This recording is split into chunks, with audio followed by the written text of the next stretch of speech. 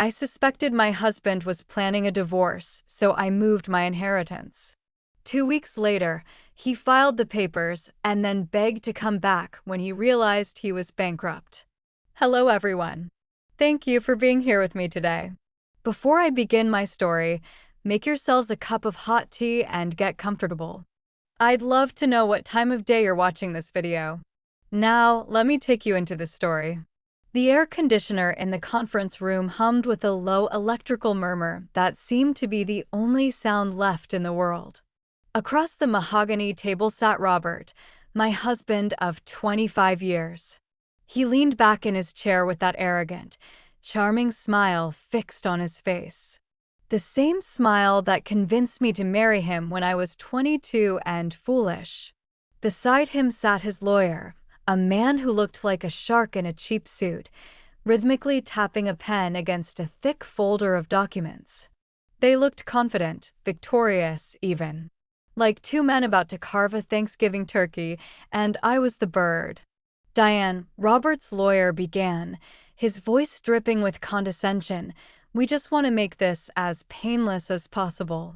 Robert is entitled to 50% of all marital assets. That includes the savings, the house, and of course, the inheritance funds you received 2 years ago. Since you mixed those funds into the renovation project, they became marital property. Robert didn't say a word. He simply winked at me. A wink. After 25 years, after everything I had done for him, he winked at me while trying to strip me of everything. He thought he had already won. He thought I was just the quiet, understanding wife who would sign on the dotted line to avoid making a scene. I looked at my lawyer, Patricia. She adjusted her glasses, her face a mask of absolute calm. Then she reached into her briefcase and pulled out a single, thin folder. She didn't slide it across the table. She simply opened it, looked at Robert, and smiled. It wasn't a kind smile. It was the smile of a predator who had just realized the trap had snapped shut. Actually, Patricia said, her voice soft, but slicing through the room like a knife, there seems to be a misunderstanding about what currently qualifies as marital property. I watched Robert's face. Within seconds, I saw his expression change from smug satisfaction to confusion. Then, as reality hit him, to pale, unmistakable terror. It was a look I will treasure for the rest of my life. Thank you so much for tuning in. Before I tell you exactly what was inside that folder and how Robert's world fell apart in that conference room, please take a moment to like this video, and in the comments let me know which city or state you're watching from. I love seeing how far our community reaches. It truly helps me feel connected to all of you. Now, to understand why Robert looked like he had seen a ghost, we need to go back. We need to return to the time when I thought my life was perfect. My name is Diane. I'm 52 years old, and for a quarter of a century I defined myself with a single word: wife. When I met Robert, I was an art history student with a scholarship for a master's program in Italy. He was a junior sales associate selling photocopiers, drowning in student debt and driving a car that was held together with duct tape and prayers. But he had a dream. He wanted to start his own logistics company. He had the vision, but he didn't have stability. So I became his stability. I gave up Italy. I gave up my master's degree. I took a job as an administrative assistant at a dental clinic because it offered a steady paycheck and good insurance. I paid his rent, paid for his car, cooked his meals, ironed his shirts, and stayed awake until 3 a.m. proofreading his business proposals. When his company finally took off 10 years later, I thought, we made it. No, he made it. No, we made it. And for a long time, that's exactly how it felt. We were a team. We never had children, something we tried for, but it simply never happened. So our bond became everything. We were best friends, or at least, that's what I believed. The change didn't happen overnight. It was subtle, like mold slowly spreading across a damp basement wall.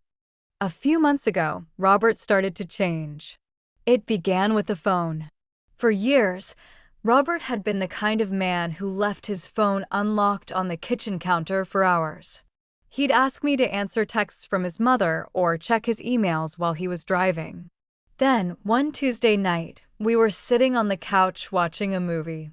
His phone buzzed on the coffee table. Out of habit, I glanced at it. He lunged for it. I mean, he physically threw himself across the cushion to grab it before I could even see the screen. Wow, I laughed, trying to keep my tone light even though my stomach flipped. Company secrets or just a client? He didn't laugh. He shoved the phone into his pocket and stood up, his face flushed. It's just work, Diane. God, stop being so nosy. I'm dealing with a crisis involving shipping manifests. He walked into the kitchen, but he didn't turn on the light. I watched him from the living room. He was texting furiously, his shoulders hunched. That was the first crack. The first time I felt a cold draft moving through our warm home. I didn't know it then, but the storm was already forming. After the incident on the couch, the atmosphere in our house shifted from comfortable silence to suffocating tension. It wasn't just the phone, although that was the most obvious warning sign. He changed his passcode. It used to be our anniversary, 10/24. Simple. Sweet. But a week later, I tried to unlock his phone to check the weather while mine was charging, and I was locked out. 6 digits now. When I asked him about it over breakfast, while pouring his coffee exactly the way he liked it, he slammed his hand on the table. Coffee spilled over the rim of his mug, staining the white tablecloth. Privacy, Diane. Have you ever heard of it? He snapped, his eyes wild in a way that genuinely frightened me. My company handles sensitive client data now. GDPR compliance. I can't have you browsing for cookie recipes and accidentally deleting $1 million contract. I was only checking the weather, Robert, I said quietly, wiping up the spill. I didn't mean to upset you. You're always upsetting me lately, he muttered, stabbing at his eggs. You're constantly hovering. It's suffocating. That word hurt more than the yelling. Suffocating. I was the one who made sure his life ran like clockwork. I managed the bills, the landscaping, the social calendar, his dry cleaning. If I was hovering, it was only because I was picking up the things he dropped. Then came the criticism. It started with small things. Why do you wear that sweater? It makes you look like a librarian. Or maybe you should dye your hair. The gray makes you look washed out. I had always embraced aging naturally. I took care of myself. I did yoga. I ate well. But suddenly Robert looked at me like I was a piece of furniture that had gone out of style. One night, we were getting ready for a charity gala sponsored by his company. I put on a navy blue silk dress I loved. It was elegant, fitted, but modest.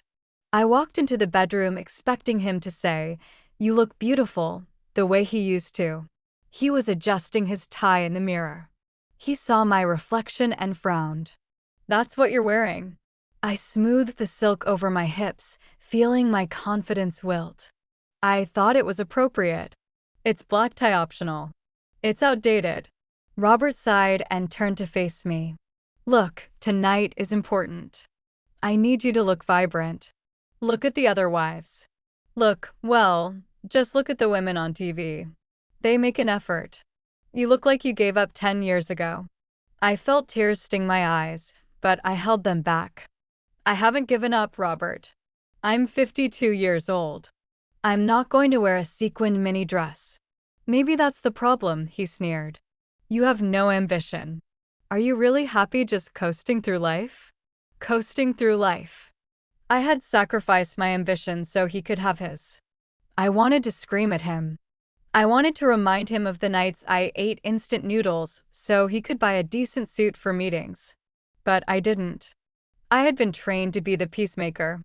I went to the closet, found a dress he had bought me years earlier, one that felt too tight and too revealing, and I put it on.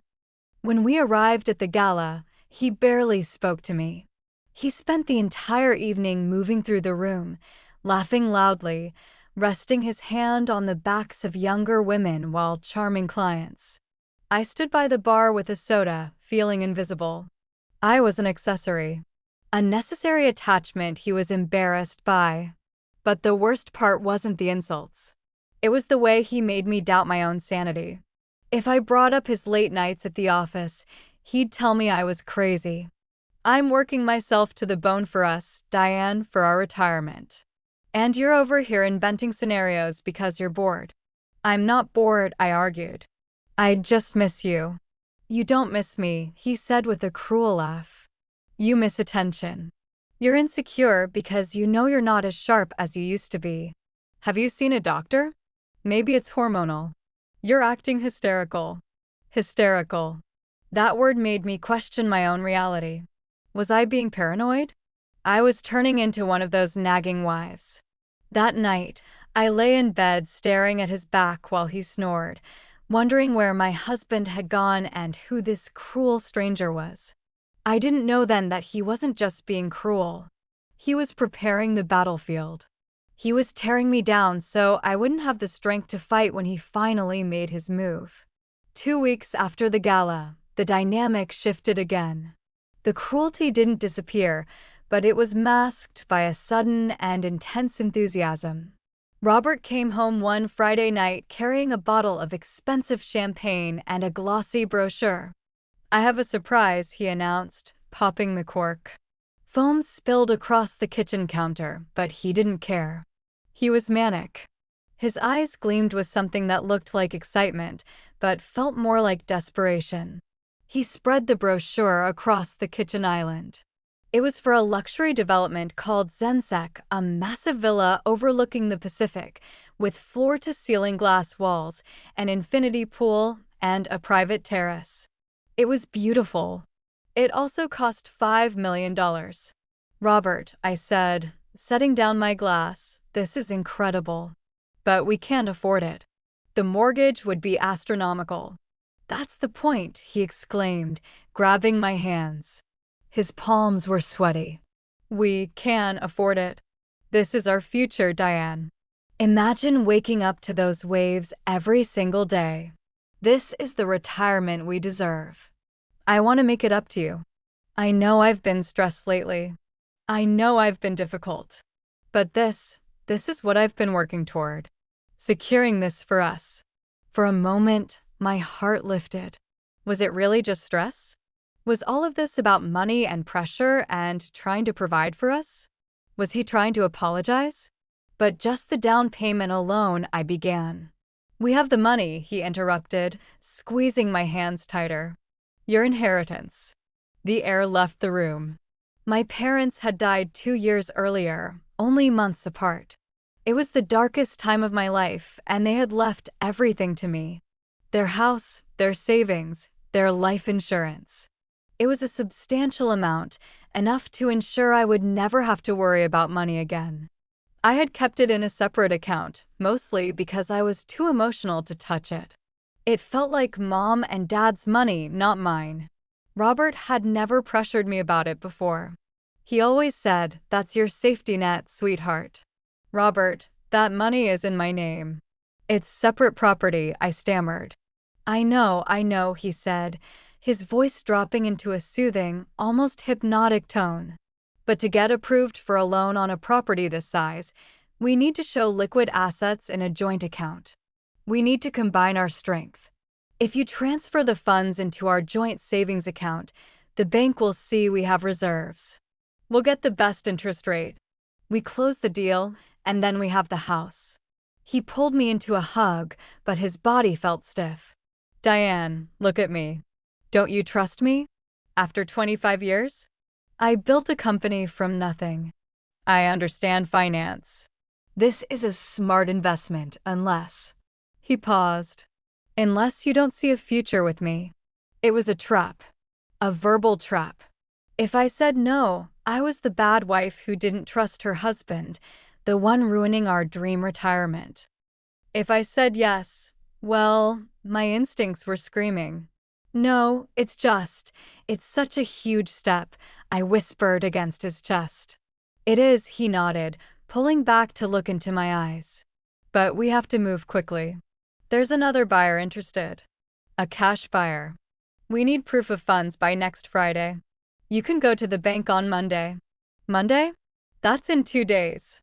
Money loves speed, Diane, he quoted from one of those business books he was always reading. Come on, do this for us. Let's start over. Just you, me, and the ocean. I looked at the brochure. It was beautiful. It represented everything I wanted: peace, reconnection, a fresh start. Maybe he was right. Maybe I was being paranoid and selfish. Maybe keeping that money separate was creating a wall between us. Okay, I said slowly. I'll look into the transfer requirements on Monday. That's my girl. He kissed me hard, almost bruising my lip, then poured more champagne. To us, he said. To the future. He spent the rest of the weekend acting like the perfect husband. He mowed the lawn, grilled steaks, rubbed my feet while we watched television. But every time I looked at him, I saw that manic gleam in his eyes. And I noticed something else. He kept checking his watch. Not his phone, he was careful about that now, but his watch, as if he were counting down the minutes to something. And he kept mentioning the joint account over and over again. Once it's in the joint account, we're set. The joint account is the key. I nodded along, but inside I kept wondering, why did it have to be joint? Why couldn't I simply be a guarantor? I wasn't a finance expert, but I wasn't stupid.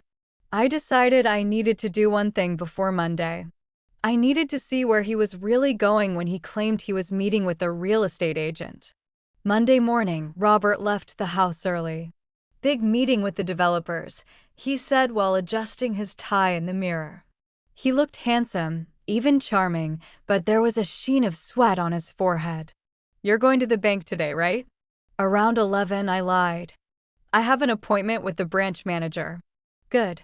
Text me as soon as you're done. Love you. He kissed my cheek, grabbed his briefcase, and left. He didn't look back. I waited 5 minutes, then grabbed my keys. I wasn't going to the bank. I was going to follow him. I felt ridiculous, like a character in a bad daytime movie. I drove a plain gray sedan, perfect for blending in.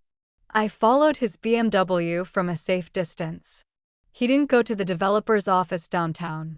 He didn't go to the villa site. He drove to the outskirts of the city, to a trendy cafe near the University District. It was the kind of place for students and hipsters, not middle-aged businessmen. He parked and went inside. I parked across the street and pulled a baseball cap low over my eyes.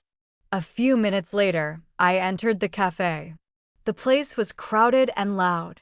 The smell of roasted beans and burnt sugar hung thick in the air. I scanned the room. There he was, sitting in a booth at the back corner. But he wasn't with a developer. He was alone, talking on the phone and gesturing wildly. I ordered a black coffee just to look legitimate and slipped into a high-backed booth directly behind him. My heart pounded so hard against my ribs I thought it might crack a bone. I sat with my back to him and leaned slightly, straining to hear over the hiss of the espresso machine. I know, baby, I know. Robert's voice was low but clear. I'm handling it. She's going to the bank today. My blood froze. Baby, stop worrying, he said irritably. I told you the paperwork is ready. Once the money hits the joint account, it becomes marital property. 50-50 by law. But I can probably bully her into giving me more if I threaten to drag out the divorce. I clamped my hand over my mouth to stop a gasp. Tears flooded my eyes instantly, turning the cafe into a blur of brown and orange. No, I'm not buying the stupid house, Robert laughed. A cruel, ugly sound. That brochure was just a prop. I printed it off the internet. God, you should have seen her face. She swallowed the whole thing. She's desperate for me to love her again. It's honestly pathetic. I felt like I had been punched in the stomach. Physically sick. The room started spinning. A prop. The entire thing was a prop. Listen to me, he continued, his voice dropping into a sinister whisper. As soon as that transfer clears, I'm filing the papers. Tomorrow morning, I'll cite irreconcilable differences. I'll take the cash, pay off the Vegas guys, and then it'll finally just be you, me, and the kid. The kid? Yes. I promise I'll throw the old witch out on the street. She can keep the cat. We'll buy that condo in Miami you wanted. I just need this money to clear. These loan sharks aren't messing around anymore. If I don't pay them by Wednesday, I'm dead. So let me keep playing the role of the good husband for one more day. There was a pause, presumably while the person on the other end, Kale, was speaking. I love you too. Yeah, sexy. Okay, I've gotta go. She's texting me. My phone vibrated in my purse. I looked down. A message from Robert. Thinking about you, sweetheart. Hope the bank meeting goes well. Love you, red heart. That heart emoji felt like a knife twisting in my chest. I sat there frozen for what felt like an hour, though it was probably only minutes. Then he stood up. I sank lower into the booth, hiding my face behind a menu. I heard his footsteps pass beside me. I smelled his cologne, the expensive sandalwood scent I had bought him for Christmas. He walked out the door whistling. Whistling. He was planning to destroy my life, steal my parents' legacy, leave me for a pregnant mistress, and he was whistling about it. I didn't move until I was sure he was gone. Then I stumbled out to my car, my legs feeling like lead.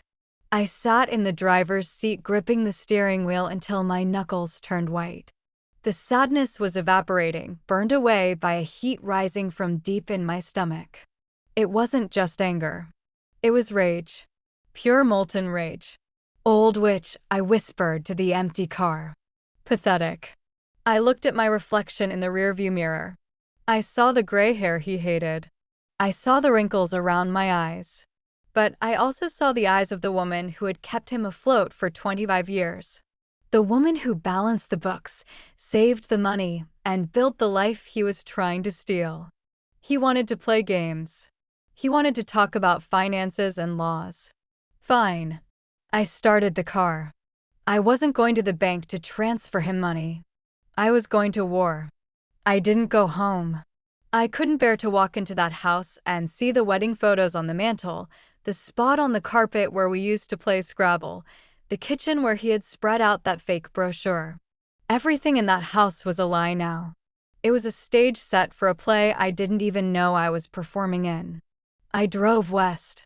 I kept driving until the suburbs turned into the coastal highway, until the smell of exhaust was replaced by salt and sea air. I pulled over at an empty overlook facing the Pacific Ocean. The real ocean, not the fantasy view Robert had tried to sell me. I turned off the engine and let the sound of crashing waves fill the silence. And then I screamed. I screamed until my throat felt raw. I screamed for the 22-year-old girl who gave up Italy. I screamed for the nights I spent alone while he worked late. I screamed for the baby we never had, and for the baby she was having with him. I cried so hard I could barely breathe, gasping for air like a drowning woman. How could I have been so blind? The guys in Vegas. Gambling. That explained the business trips, the stress, the mysterious tension.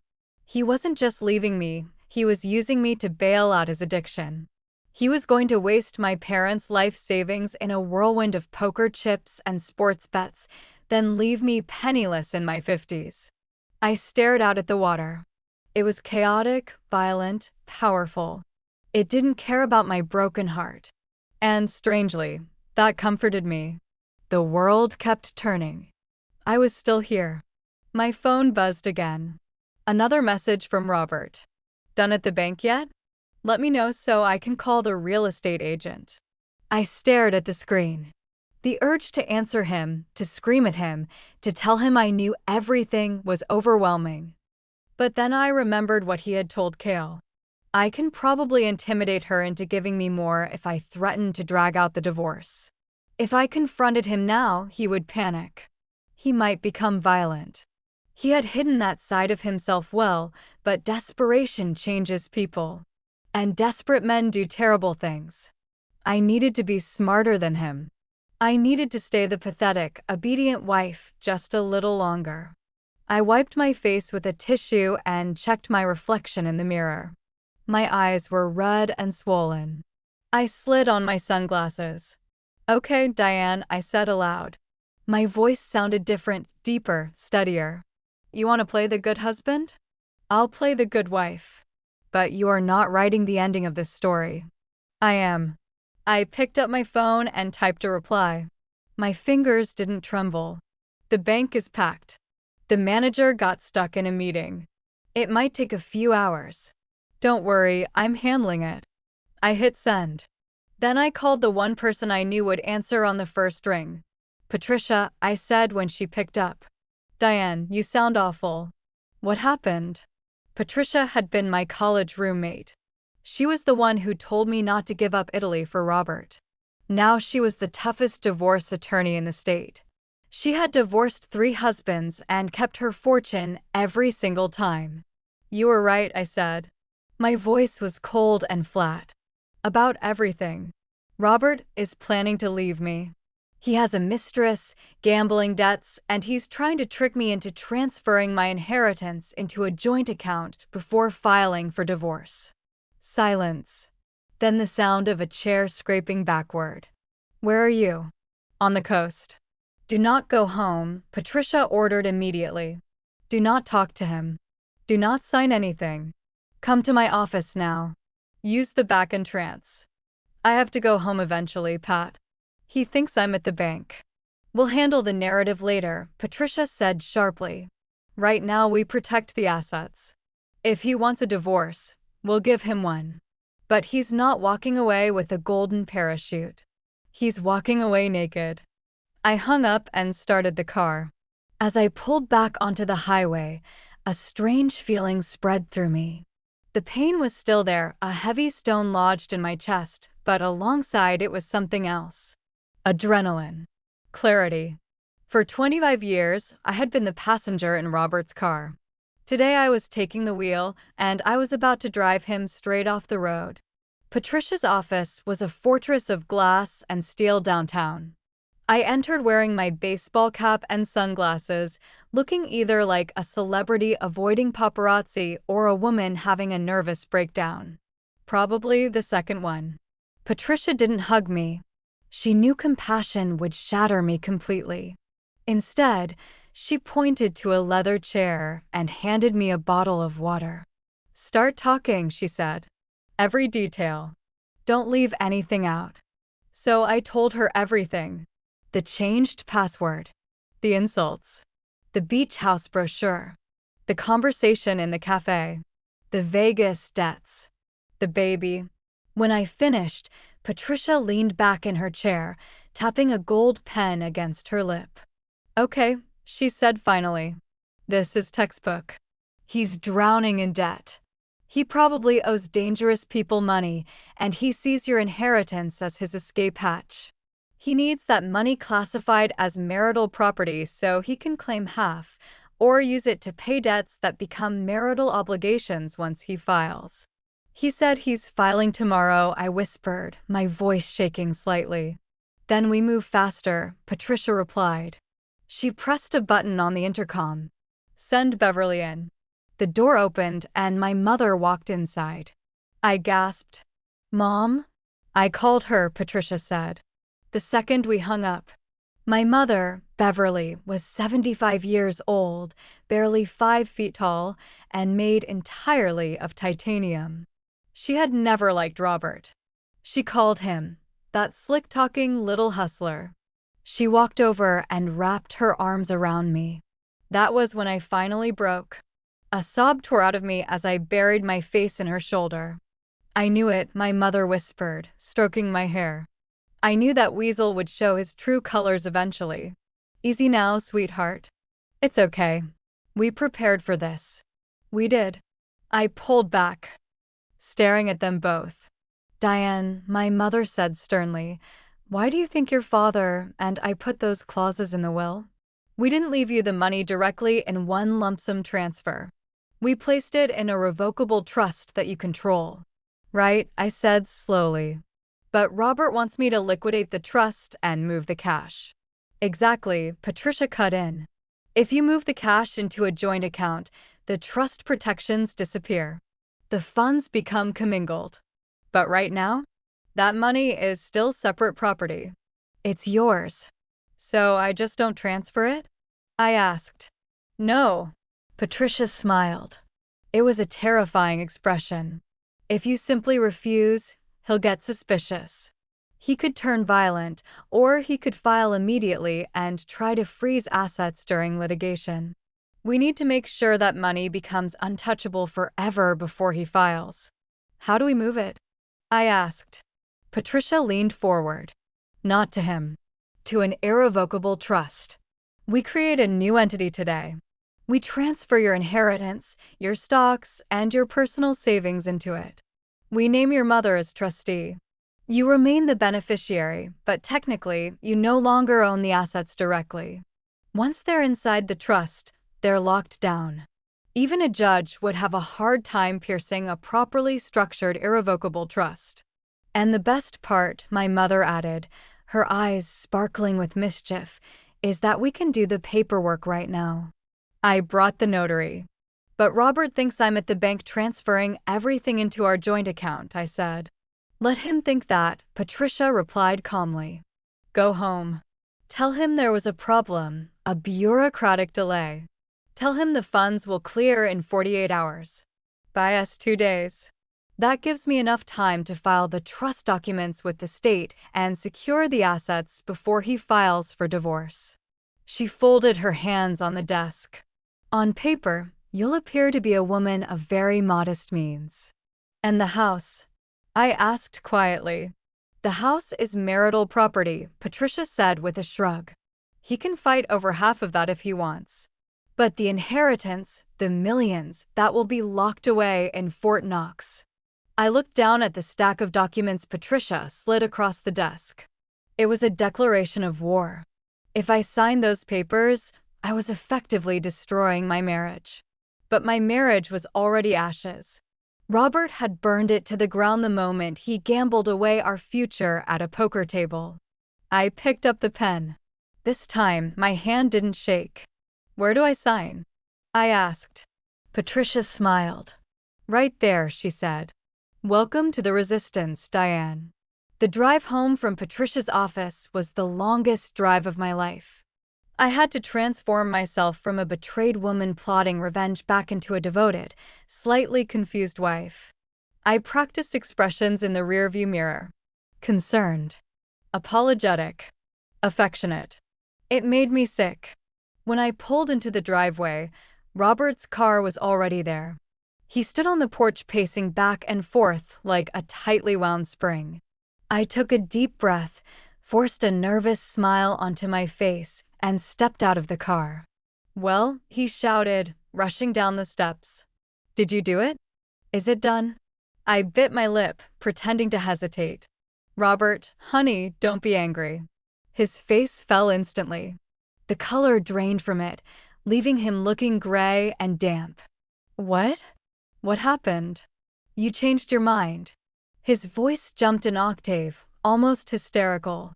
No, of course not, I assured him, reaching for his hand. His palm was soaked with sweat. I went to the bank. I signed all the transfer forms, but the manager, Mr. Henderson, said that because the amount is over $2 million, it triggered a federal review. Patriot Act stuff or something. He said it takes 48 hours to clear compliance before the funds can hit our joint account. I held my breath. This was the lie Patricia and I had crafted. Official enough to sound believable. Vague enough to be confusing. Robert stared at me, his eyes darting back and forth as if searching for the flaw in the story. Compliance? That's ridiculous. It's a domestic transfer. I know, I said, widening my eyes innocently. I argued with him. I told him we needed it for the house, but he said his hands were tied. He even said, Surely your husband understands banking regulations. I had thrown his own arrogance back at him. He couldn't admit he didn't understand the regulations without looking weak. He dragged a hand through his hair and muttered a curse under his breath. Damn it, damn it. 2 days? You're sure? Thursday morning at the latest, I promise softly. I'm sorry. We might lose the house. Robert looked at me silently. I could practically see the gears turning in his head. Calculating. Measuring. Deciding whether he could stall the loan sharks for 48 more hours. Whether he could keep lying to Kale. I can make some calls, he said finally, his voice tight. I can probably buy us a little more time. But Thursday, Diane. It has to be Thursday. No more excuses. I promise, I said. I want this beach house as much as you do. He let out a long breath and pulled me into a hug. I squeezed my eyes shut.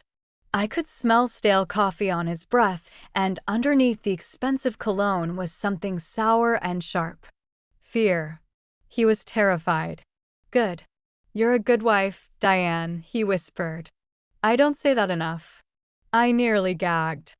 I love you too, Robert, I said, the lie tasting like ashes in my mouth. That night was torture. We ate takeout because he claimed he was too stressed to let me cook, and I was too nauseated to eat anyway. He kept checking his phone beneath the table. I could see the glow reflected in his glasses. Probably Kale asking if he had filed the divorce papers yet. Probably the Vegas men threatening to break his legs. We went to bed early. He wanted intimacy. He started kissing my neck, his hands moving over me with that possessive confidence he had always carried. Panic seized my chest. I couldn't let him touch me. Not after knowing where those hands had been. Not after hearing him call me an old witch. Robert, I can't, I whispered, pulling away and clutching my stomach. I think the Thai food upset my stomach. I feel awful. He pulled back immediately, annoyed instead of concerned. Great. Fine. Go to sleep. He rolled over, turning his back to me. I lay awake in the darkness, staring at the ceiling fan spinning above us. Slice. Slice. Slice. It sounded like a guillotine. Then my phone, hidden beneath my pillow on silent mode, vibrated once. A message from Patricia. Trust documents filed. Transfers initiated. By tomorrow morning, you are officially broke. Sleep well. A breath escaped me that I didn't realize I'd been holding. The money was moving like a ghost ship in the night. My inheritance was sailing out of Robert's greedy reach and docking safely in my mother's harbor. I looked over at Robert's sleeping form. He snored softly beside me. He thought he had manipulated me. He thought he had already won. He had no idea the woman lying beside him was no longer his wife. She was his executioner. The next morning, Wednesday, was the day of the heist. Well, a legal heist. While the electronic transfers moved quietly in the background, there was still one loose end, the safe deposit box. Robert and I had a joint safe deposit box at the downtown bank. Inside were my grandmother's diamond jewelry, several gold coins my father had collected, and the deed to the rental property I inherited. Technically, the property was in my name, but the physical paperwork was stored there. If Robert filed for divorce and got a court order freezing assets, he could block my access to that box. Worse, he could empty it himself before I had the chance. So I waited until he left for work. He kissed me goodbye, tense but hopeful. Tomorrow's the big day, he said. Thursday. Don't forget. I won't, I smiled. The second his car disappeared around the corner, I moved. I grabbed my purse and the spare key to the safe deposit box and drove straight to the bank, constantly checking the rearview mirror, paranoid that he might be following me. I arrived just after 10 in the morning. The bank was quiet. I need access to box 402, I told the teller, trying to keep my voice steady. Of course. Mrs. Miller. Right this way. We entered the vault. The massive steel door slammed shut behind us with a heavy metallic boom that echoed like a prison cell locking. I opened the box. There it was. The velvet bags holding my grandmother's diamonds. The heavy stack of gold coins. The deed to the rental property. I shoved everything into my oversized tote bag. My heart pounded so violently I felt dizzy. This was my property, my inheritance, my family's legacy, and yet somehow I felt like a thief. Then my phone rang. The sound exploded through the vault, making me jump so hard I nearly dropped one of the gold coins. Robert. Why was he calling? Then it hit me. He must have received a notification. The bank had alerted him that someone accessed the safe deposit box. I stared at the screen, frozen. If I ignored the call, he'd get suspicious. If I answered, he might hear the echo of the vault. Thinking quickly, I grabbed a handful of tissues from my purse and pressed them over the microphone to muffle the background noise. Then I answered. Hello. Diane, where are you? His voice sounded sharp. Suspicious. I'm at the grocery store, I lied immediately. In the frozen food aisle. It's freezing in here. Why? I just got an alert that there was activity on our credit card. Did you buy something? Oh God. I had stopped for gas on the way to the bank. I had used the joint credit card by accident because I was so distracted. Oh, right, I said, forcing out a nervous laugh. I filled up the car. Sorry. I didn't think it would trigger an alert. Gas? Why are you getting gas? You said you were at the grocery store. The store is 8 kilometers away, Robert, I snapped before catching myself. The tank was almost empty. Okay, he muttered impatiently. Just be careful with spending. We need every penny for the house closing. Don't buy expensive groceries. I'm buying pasta and sauce, Robert. Cheap dinner, I said, letting just enough irritation creep into my voice to sound believable. Fine. See you tonight. The line clicked dead. I collapsed against the metal table inside the viewing room, my knees shaking uncontrollably. He was monitoring the credit card alerts like a hawk, obsessing over every single dollar because he was completely broke, completely desperate. I took a long, shaky breath and finished emptying the safe deposit box. Wednesday afternoon dragged on like a slow death. Every minute felt stretched thin, tight as piano wire. I stayed at my mother's house because Patricia insisted I shouldn't be alone, but I couldn't sit still. I wandered from room to room, clutching my phone like it was a detonator. Every vibration made my pulse spike. Every car slowing outside made me glance through the curtains. Robert texted constantly. Any updates from the bank? Did Henderson call you back? Please tell me this is still happening tomorrow. Each message grew more frantic. The mask was cracking. The charming businessman was disappearing, and underneath was a drowning man clawing for air. I answered carefully, exactly the way Patricia instructed me to. Calm. Loving. Slightly confused. Still waiting on compliance approval. The manager promised me Thursday morning. Don't worry, sweetheart. Everything will work out. Sweetheart. Typing that word made my skin crawl. At around 4 in the afternoon, Patricia called. It's done, she said without preamble. The trust is officially filed. Every dollar is protected. Legally speaking, your husband is now trying to rob a ghost. I leaned against the kitchen counter so hard my hip hurt. So he can't touch any of it?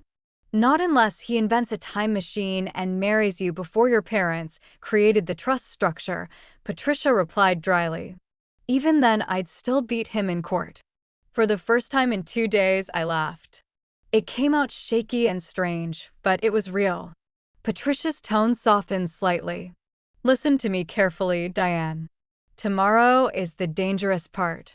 Once he realizes the money isn't coming, he's going to spiral. Men like Robert don't handle humiliation well. I know. No, I mean really spiral. Gambling addicts think in catastrophes. Right now, he's balancing three disasters at once: his mistress, the debt collectors, and the divorce. If one piece collapses, the whole structure comes down. I swallowed hard. You think he'll hurt me? I think desperate people are unpredictable, Patricia said honestly. That's why I already filed an emergency motion this afternoon. The moment he files for divorce tomorrow, I counterfile with financial misconduct claims and a request for temporary asset restrictions. Financial misconduct?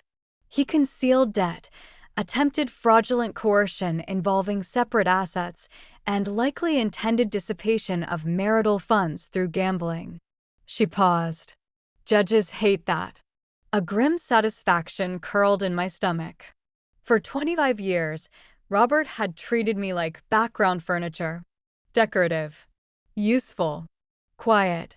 He had forgotten something important. Quiet women hear everything. After the call ended, my mother slid a plate of sandwiches toward me. I hadn't realized how hungry I was until then. You need strength, she said firmly. Revenge burns calories. I almost smiled again. Mom, I whispered after a long silence, did you really always know? She buttered another piece of bread before answering. I knew he loved what you did for him more than he loved you. The words hit harder than I expected. That's not the same thing? I asked quietly. No, she looked me dead in the eyes. Real love makes your life bigger. Robert made yours smaller. I stared down at my tea. Ice cubes floated near the surface, slowly melting. She was right. I had spent 25 years shrinking myself so Robert could feel tall. Smaller dreams. Smaller voice. Smaller needs. Smaller ambitions. And he still wanted more. At 6:30, Robert called again. This time I answered on speaker so my mother could hear. Hey, babe, he said too brightly. Too fast. Any news? Not yet, I replied. The bank closes at 7, though. I'm hoping Henderson calls before then. There was a pause. I heard traffic noise in the background and what sounded like a sports broadcast faintly playing somewhere nearby. A casino. My stomach tightened. Robert, where are you? I asked softly. Office, he answered immediately. Too immediately. Still dealing with shipping issues. Another lie. I could practically hear slot machines through the phone. Well, he said, forcing a laugh, tomorrow this will all be over, right? Yes, I said carefully. Tomorrow changes everything. You have no idea, he muttered. Then the line disconnected abruptly. My mother looked at me. He sounds terrified. He should be. But despite the confidence in my voice, fear still coiled inside me. Because tomorrow wasn't just the day Robert's plan collapsed. Tomorrow was the day he realized he had lost everything. And men like Robert never go down quietly. I sat in my mother's sunroom surrounded by her orchids, staring at the glow of my laptop screen. The accounts were empty. The safe deposit box had been cleared out. The trap was set. But there was still one missing piece of the puzzle I needed to see with my own eyes. Kale. I needed to know who she was. Robert had been careful not to leave a digital trail on his main accounts, but arrogance makes people careless. And 28-year-old women tend to live their lives online. So I created a fake Instagram account with no profile picture and a harmless name like Garden Lover 55 then started digging. It didn't take long. I searched the geotag for the cafe where I had overheard them. I scrolled through hundreds of photos of lattes and avocado toast until I found her. A selfie posted 3 days earlier. It was the woman from the cafe. Blonde highlights. Overfilled lips. Pouting at the camera with duck-face confidence. The caption read, "Coffee dates with my silver fox black heart, big things coming soon. Future Mrs. Upgrade." My stomach twisted. I clicked on her profile. Public account. Of course. Girls like her never think they'll need privacy. Photo after photo loaded across the screen. Expensive cocktails. Designer handbags. Mirror selfies in gym clothes that still had the tags attached.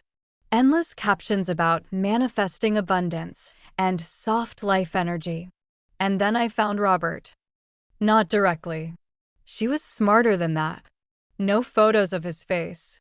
But there were clues everywhere once you knew how to look. A man's hand holding a champagne glass. The sleeve of one of Robert's custom suits. The unmistakable silver Rolex I bought him for our 20th anniversary reflected in a restaurant mirror. My chest tightened painfully. She had been documenting my husband's betrayal for months while I folded his laundry and scheduled his dental appointments. I kept scrolling. Then I froze. A sonogram photo. Posted 2 weeks ago. Tiny baby shoes beside it. Caption: Our little miracle white heart daddy already loves you so much. The comments underneath made bile rise in my throat. OMG finally. Secure the bag sis face with tears of joy. Silver fox got money. Future wifey era. Secure the bag. That was what this was to her. Not love. Not family. A transaction. Suddenly, I didn't feel jealous anymore. I felt embarrassed for her. Because she had no idea the silver fox she was betting her future on was drowning in gambling debt and seconds away from financial ruin. I clicked deeper into her tagged photos and found something even more interesting. Las Vegas. 3 separate trips in the last year. Same luxury hotel each time. Same casino visible in the background. And in one blurry photo taken at a nightclub, I saw Robert clearly for the first time. Not as my husband. Not as the charming businessman. As a mark. His tie was loose. His eyes looked glassy and exhausted. One arm hung around Cale's waist while the other clutched a stack of poker chips. He looked like a man trying to convince himself he was winning. I zoomed in further. There, barely visible on the edge of the table, was a black casino marker folder. Debt credit. I sat back slowly. Patricia was right. This wasn't just an affair. This was collapse. Robert wasn't leaving me because he had found happiness. He was trying to escape a sinking ship by stealing my life raft. And Cale? She thought she was boarding a luxury yacht. My phone buzzed again. Another text from Robert. Miss you. Tomorrow our new life begins. I stared at the message for a long moment before locking the screen. No, I whispered to the empty room. Tomorrow yours ends. Her profile was public. Of course it was. I spent the next 2 hours scrolling through the life of the woman helping destroy my marriage. Her name was Cale Ricci. She worked as an executive assistant at a competing logistics company, not even one of Robert's employees, which meant they had probably met at industry events. The photos formed a nauseating timeline of my husband's betrayal. There was a picture of a Cartier bracelet on her wrist posted the same week Robert told me business was struggling and we needed to cut back on groceries. There was a photo of a romantic steakhouse dinner downtown posted on a night Robert claimed he was working late on a proposal. And then there was the newest post. It had been uploaded that very morning to her close friend's story, public for a few hours before she either realized her mistake or simply didn't care. It was a sonogram photo. The caption read, Baby daddy finally leaves the Wicked Witch of the West this week. Blackheart can't wait to start our family in our new beach house. 12 weeks blessed. The Wicked Witch of the West. That was me. I stared at the screen, my hand trembling on the mouse. I wasn't a wicked witch. I was the woman who ironed his shirts for 25 years. I was the woman who nursed him through the flu, who held his hand when his father died, who sacrificed her dreams so he could chase his. And this girl was giving him a child. We had tried for years. Specialists. Hormone treatments. Thousands of dollars spent on IVF. Nothing worked. Eventually, Robert had held my face in his hands and whispered, It's okay, Diane. We have each other. That's enough. Apparently, it was never enough. A wave of grief hit me so violently I had to bend forward and put my head between my knees to stop myself from fainting. It wasn't just the money. It wasn't just the lies. It was erasure. He was replacing me, building the exact life we were supposed to have together, the beach house, the child, the wealth, with someone who mocked me online like a cartoon villain. But as I stared at Kale's smug, filtered face, the grief slowly hardened into something cold and razor-sharp. Steel. She thought she had won the lottery. She thought she had secured a wealthy older businessman who would spoil her forever. She had no idea she was catching a falling knife. She didn't know about the gambling debts. She didn't know the beach house money was actually my parents' inheritance. And she definitely didn't know that, as of 2 hours ago, that money was locked inside a fortress she would never be able to touch. I started taking screenshots. Everything. The sonogram. The bracelet.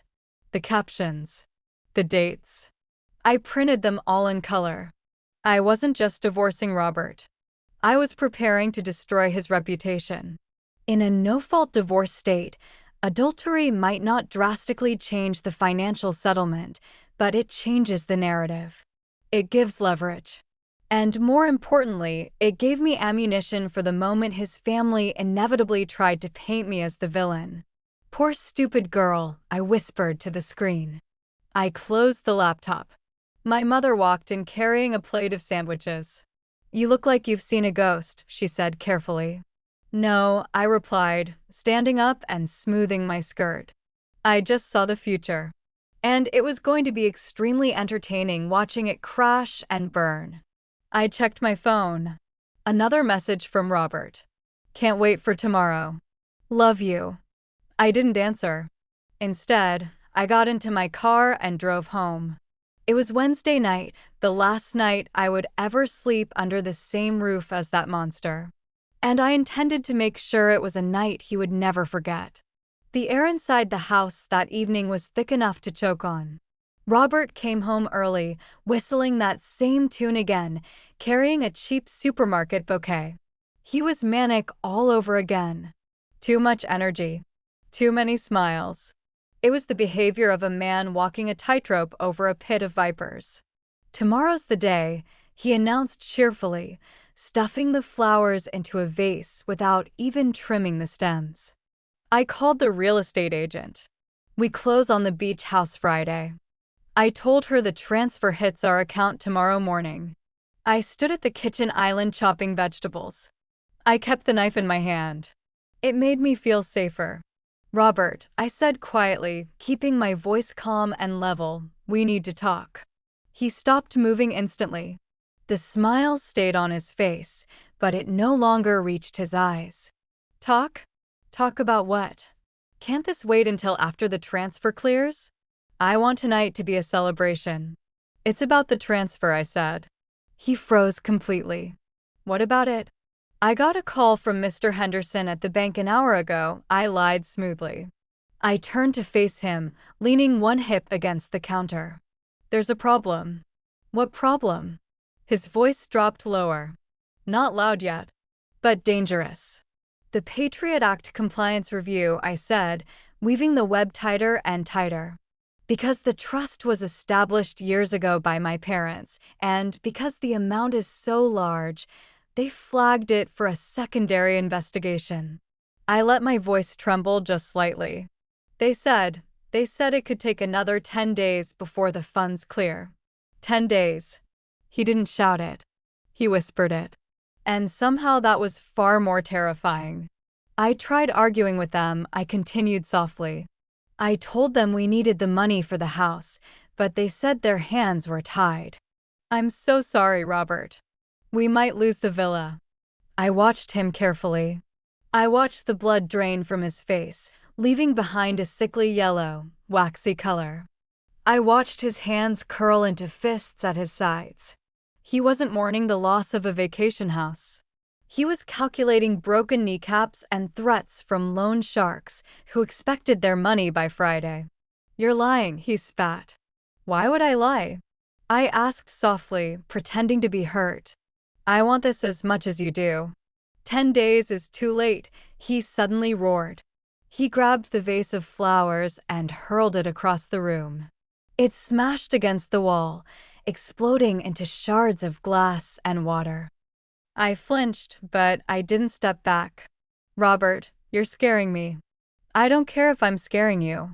He stormed toward me, his face twisted into a mask of pure rage. Spit flew from his mouth as he shouted, "You stupid, incompetent woman. You couldn't just do one thing right, could you? You had to screw it up. Do you even understand what you've done? I didn't do anything. It's the bank. It's always somebody else," he screamed. "Never you." He slammed his fist onto the granite countertop inches from my hand. "Fix it. Call them right now. Tell them to release the funds, or I swear to God I'll go down there myself and burn the place to the ground. It's 7 at night, Robert. The bank is closed." He stared at me, chest heaving violently. For one horrible second, I thought he was going to hit me. I saw the impulse flicker in his eyes. But then he turned away abruptly, dragging both hands through his hair and pacing through the kitchen like a trapped animal. "I'm dead," he muttered under his breath. "I'm actually dead." He yanked out his phone. His fingers were shaking so badly, he dropped it onto the floor. "Damn it." He scrambled to pick it up, cursing under his breath. "Where are you going?" I asked as he snatched his car keys off the counter. "Out," he growled. "Since you can't be useful, I have to go find a solution myself." "He's going to realize you tricked him," Patricia warned. "Stay at your mother's house. Don't answer his calls. Let him unravel." And unravel he did. By Thursday afternoon, Robert had discovered the locks were changed. The abusive text messages started immediately. "You locked me out of my own house. That's illegal. I'm calling the police. Where's the money, Diane? The bank says there's no transfer pending. You lied to me. Answer the phone, coward." I didn't respond. I screenshotted every single message and forwarded them to Patricia. "Added to the file," she replied. Then came the voicemails. He sounded drunk. Or desperate. Or both. "Diane, baby, please. I'm sorry about the vase. I'm just stressed. We can fix this. Just transfer the money. We need it. I need it. They're going to kill me. Diane, please." For one brief, stupid second, a tiny part of my heart hurt for him. He really was in serious trouble. But then I looked at the screenshot of the ultrasound sitting open on my laptop. Baby daddy finally leaves the Wicked Witch. No, Robert had made his own bed. He could lie in it or die in it. I spent the weekend preparing for war. My mother, normally a sweet, elderly woman who baked cookies and watered orchids, transformed into a military commander. She helped me organize every receipt, every bank statement, every document proving my inheritance had remained completely separate for 2 years until the exact moment it was moved into the trust. "You look exhausted," she said Sunday night while handing me a facial mask. "Put this on. You need to look fresh in court." I raised an eyebrow. "The best revenge," she declared, "is looking like you slept 8 hours while he looks like roadkill." So I put on the mask. And when I looked in the mirror afterward, I barely recognized myself. The frightened woman who drove to the coast on Monday was gone. In her place stood someone colder, stronger, sharper. Robert had filed those divorce papers thinking he was checkmating a pawn. He didn't realize he was sitting across from the Queen. Monday morning arrived bright and cold, the kind of morning that feels crisp as fresh paper. I woke up at 6 a.m. I wasn't nervous anymore. I was ready. I showered, took extra time with my hair, blow-drying it until it gleamed. Then I unzipped the garment bag Patricia had sent over. Inside was the outfit she'd helped me choose online. Not the faded cardigans and safe, little outfits Robert preferred. This was a sharply tailored white pantsuit, clean, elegant, powerful, unapologetic. I put it on. It fit like armor. Then I reached for my makeup bag, foundation, mascara, and finally lipstick. A bold, deep crimson. Robert hated red lipstick. He always said it made me look vulgar. I stared at my reflection. I didn't look vulgar. I looked dangerous. Wow, my mother said when I walked into the kitchen. He's not even going to recognize you.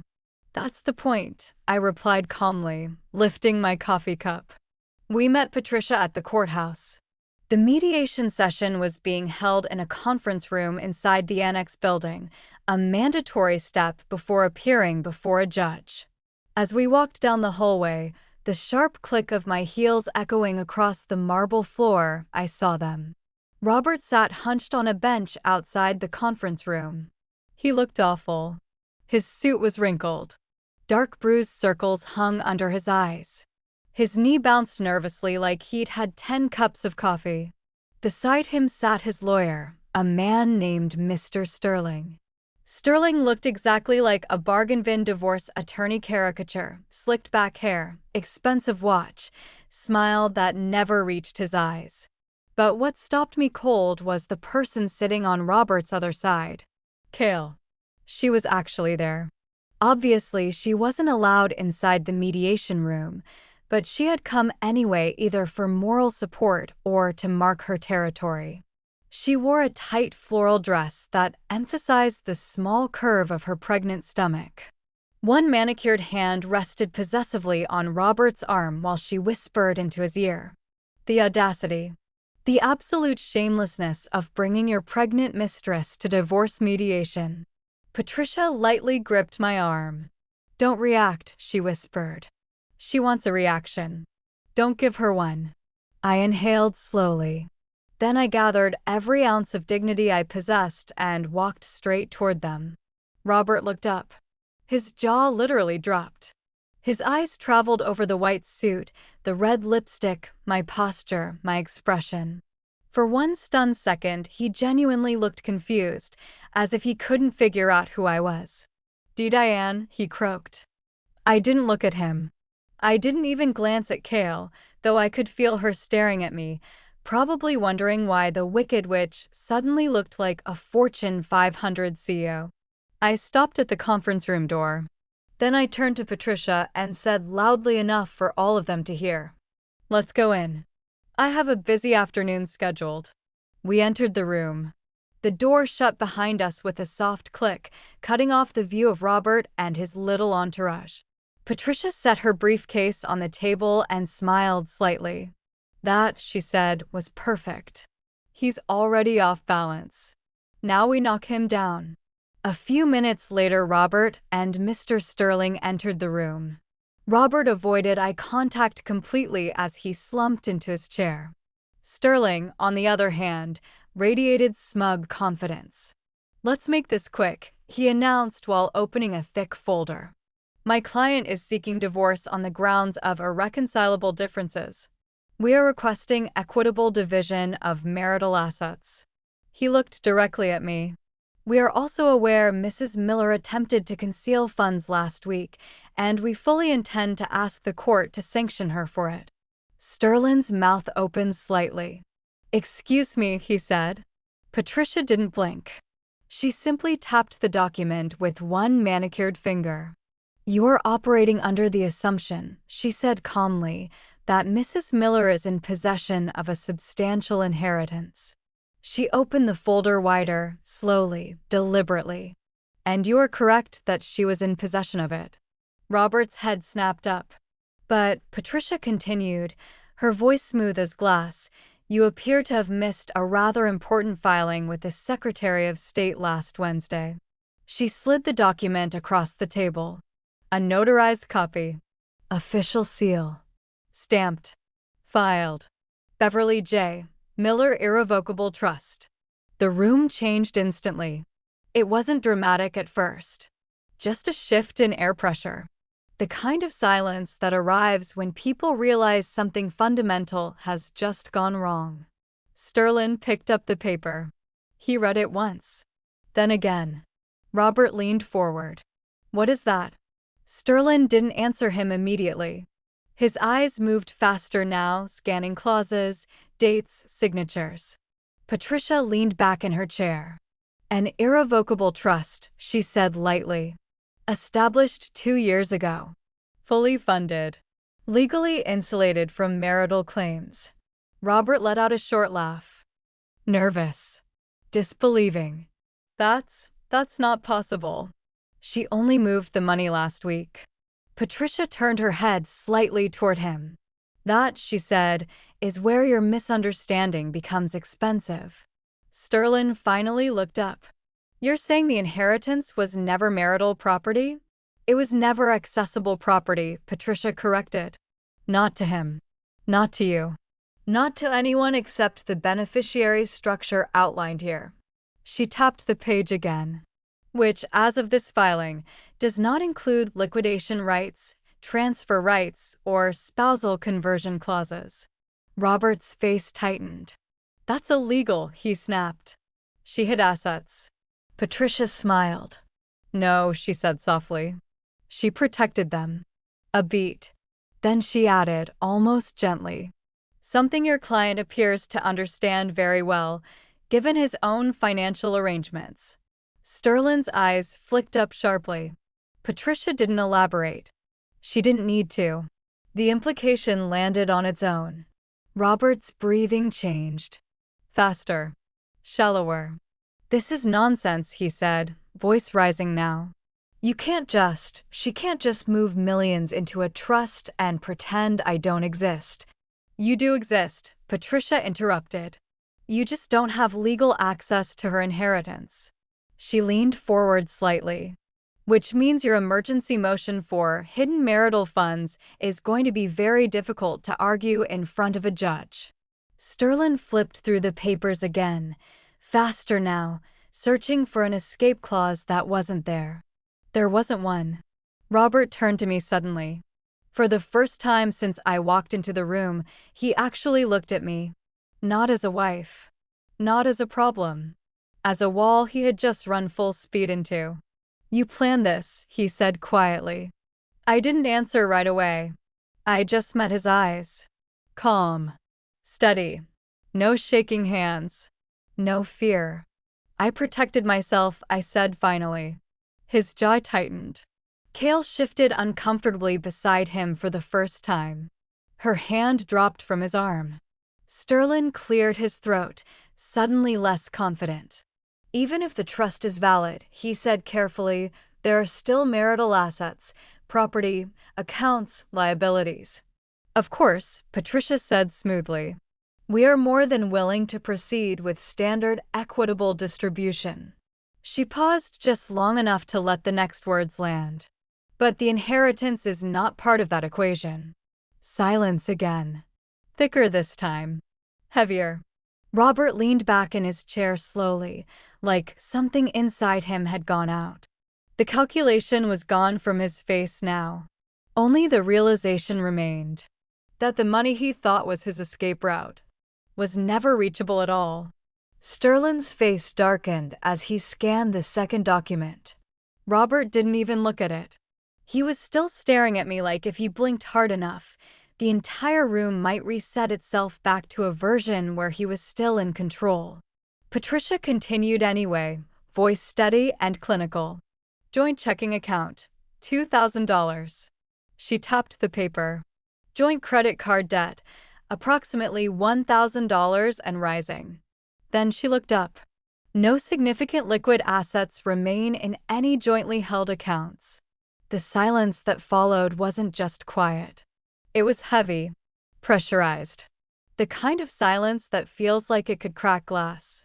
Robert finally spoke, but his voice came out wrong, thin, unstable. That's not possible. Patricia tilted her head slightly. It is when one spouse has been liquidating marital funds to cover gambling losses and private debts for months, she said. It just requires time and documentation. Sterling closed his eyes for a second. Just one. Like a man mentally recalculating an entire case he no longer wanted to be part of. Robert turned sharply toward him. No, he snapped. No, There's still the house. The beach house. We can. There is no beach house, Patricia interrupted. That landed harder than anything else in the room. Robert froze. What? Patricia opened a third page. Calm. Controlled. Purchase agreement was never finalized. No closing occurred. No escrow transfer was completed. She slid the document forward. The listing was conditional upon proof of funds that never cleared. For a moment, Robert just stared at the page. Then he let out a short laugh. It sounded broken. That's impossible, he said again, weaker now. We were days away. You were, I said quietly. All eyes shifted to me. I felt it then, the weight of the room. Not fear. Not hesitation. Just clarity. You were days away from something that was never real, I continued. Because the money you were counting on was never yours to access. Robert's expression tightened. That money is ours, he said sharply. We're married. I shook my head slowly. No, I said. We were married. That distinction hit him physically. I saw it. His shoulders dropped a fraction. His breathing changed again. Sterling cleared his throat, suddenly less aggressive. Mr. Miller, he said carefully, I think we need to reassess our position here. But Robert wasn't listening anymore. He was looking at me like he was seeing something for the first time. Not the wife who cooked and managed and softened his life. Not the woman he dismissed and controlled. But the person who had quietly stepped out of his reach without him noticing. You planned this from the beginning, he said hoarsely. I held his gaze. No, I replied. I responded to it. A beat. Then Patricia closed her folder with finality. Here's where we stand, she said. She looked at Sterling first.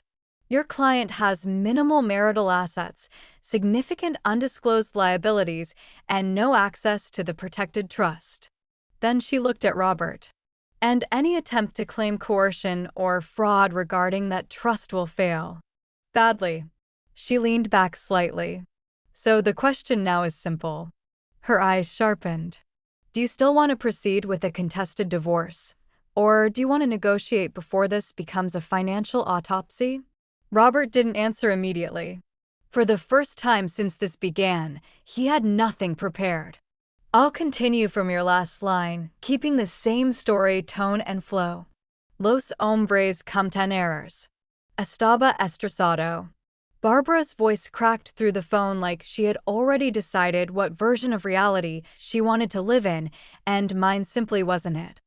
I closed my eyes for a second. Not from pain. From disbelief. Barbara, I said slowly, he didn't make a mistake. He built a second life behind mine. He gambled. He lied. He tried to take my inheritance. And he would have left me with nothing. A pause. Then she scoffed. That's not what he said. Of course it wasn't. I leaned back against the kitchen counter, watching the morning light hit the freshly painted walls of my house. My house. Not a battlefield anymore. Just a space that was mine again. What did he say? I asked. Another pause, heavier this time. That you abandoned him, she snapped. That you humiliated him in court. That you froze him out of his own life. A small laugh escaped me, quiet, sharp. His own life. I repeated. Barbara, he tried to take everything from me. Everything my parents left me. Everything I built by keeping his life together while he destroyed it behind my back. Silence again. This time it wasn't confident. It was uncertain. Then Barbara softened her tone slightly, shifting tactics. He's not sleeping in a hotel anymore, she said. He's in a shelter, Diane. Do you understand what that means? People are humiliating him. He has nothing. Something inside me tightened, but didn't break. I understand exactly what it means, I said. It means consequences. Her voice sharpened again. After 25 years, you're just going to turn your back on him? I looked out the window. Sunlight. Quiet street. No chaos. No lies. I didn't turn my back on him, I said. He pushed me out of my own life first. Barbara exhaled loudly, like I was being unreasonable, difficult, cruel. He loves you, she insisted. That made me pause. Not because I believed it, but because I remembered what love used to feel like before it was replaced with manipulation, panic, and fear. No, I said finally. He loves what I did for him. There's a difference. Barbara didn't answer right away. When she did, her voice was colder. You'll regret this when he's gone. I didn't respond immediately. I just stood there, letting the silence settle properly between us. Then I said calmly, No, Barbara. I'll regret the years I stayed too long. That part is already over. And I ended the call. The house felt different after that. Not louder. Not emptier. Just mine. I made coffee, strong and slow. No rushing.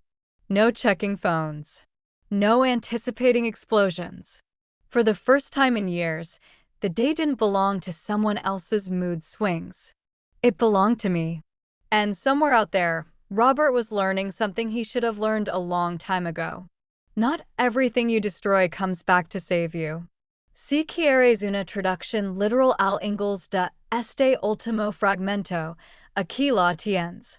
Barbara's voice cracked through the phone like she had already decided what version of reality she wanted to live in, and mine simply wasn't it. And that money should have been shared. You're his wife. What's his is yours. You're being selfish and vindictive. Selfish, I said. Barbara, he has a mistress. He thought she was pregnant. Well, she snapped, maybe if you had given him a child, he wouldn't have looked elsewhere. The line went completely silent. That hit. It was a low blow. The lowest. Barbara knew how much I had struggled with infertility. She knew how many nights I had cried over negative pregnancy tests. Using that against me, it was cruel. Wow, I whispered. Okay, now I see where he gets it from. Fix this, Diane, she demanded. Sell that house, pay his debts, and take him back. Otherwise, the whole family will disown you. Disown me?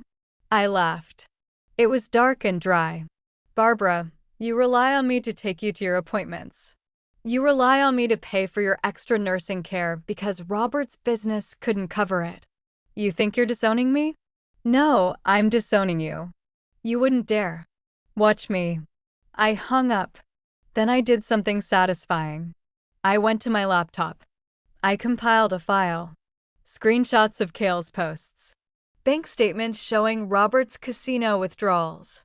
Text messages where he called me a crazy old witch. And his voicemail admitting he owed money to Las Vegas loan sharks. I emailed it to Barbara, Robert's sister, and his brother. Subject: The truth about Robert. Body: Since you seem confused about why I left him, here is the evidence. He is a gambling addict and an adulterer who tried to defraud me. Do not contact me again.